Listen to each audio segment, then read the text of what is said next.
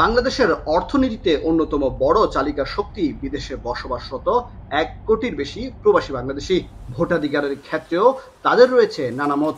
ভোটাধিকার নিশ্চিতে নিরাপদ, স্বচ্ছ ও সহজ প্রক্রিয়ার আহ্বান প্রবাসীদের। যদিও সুনির্দিষ্ট কোনো পদ্ধতি নির্বাচন কমিশন থেকে এখনো জানানো হয়নি। জুলাইয়ে দেশের রাজনৈতিক পট পরিবর্তনের পর বিভিন্ন মহলে বিষয়টি আলোচনায় এসেছে। ভোটাধিকার এটা আমাদের একটা মৌলিক অধিকার, যে এটা একজন নাগরিক হিসাবে, সেটা আপনি বিদেশ থাকেন স্বদেশ থাকেন। আমাদের দেশে তো একটা আইন বিদ্যমান আছে, পোস্টাল ব্যালট, এটা অ্যালাউড। তো ওই ইয়েতে মানে কোনো প্রবলেম হওয়ার কথাই না। সমস্যা যেটা হলো যে আমরা প্রসিজিওরগুলো এখনো লে ডাউন করিনি, কোন প্রসেসে আমরা ভোট নেব ওইটা করতে পারি। দূতাবাস বা অনলাইন পোর্টাল, ডাকযোগে ভোটাধিকার প্রয়োগের প্রক্রিয়া বিশ্বের বিভিন্ন দেশে বিদ্যমান রয়েছে।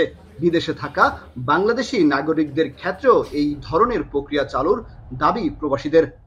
ইলেকট্রনিক ভোটিং এর ব্যবস্থা ডাকযোগের মাধ্যমে অথবা কূটনৈতিক মিশনের মাধ্যমে অথবা অনলাইন রেজিস্ট্রেশনের মাধ্যমে, এবং এই ৪টি প্রক্রিয়ার যে কোনো একটি প্রক্রিয়াতে আমাদের প্রবাসীদের ভোটের ব্যবস্থা করা যেতে পারে। ১০,০০০ মানুষ নিয়ে আপনি টেস্ট করতে পারেন যে এখানে কত পার্সেন্ট এফিশিয়েন্ট হয়, কত পার্সেন্ট অ্যাকুরেট হয়, কত পার্সেন্ট অ্যাকুরেট অনলাইন ভোটিংটা হয়। প্রবাসীরা বলছেন, ভোট দেয়া তাদের শুধু অধিকার নয়, দায়িত্ব। প্রবাসীদের ভোটাধিকার নিশ্চিতে তাই সরকার ও দূতাবাসের সহযোগিতা কামনা করছেন তারা। কামরুল হাসান জনি, এখন সংযুক্ত আরব আমিরাত। সানবিট সব দিবে সামাল। সানবিট ম্যাজিক প্রেস, ডিশওয়াশিং এর মাথা ঘোরানো সলিউশন।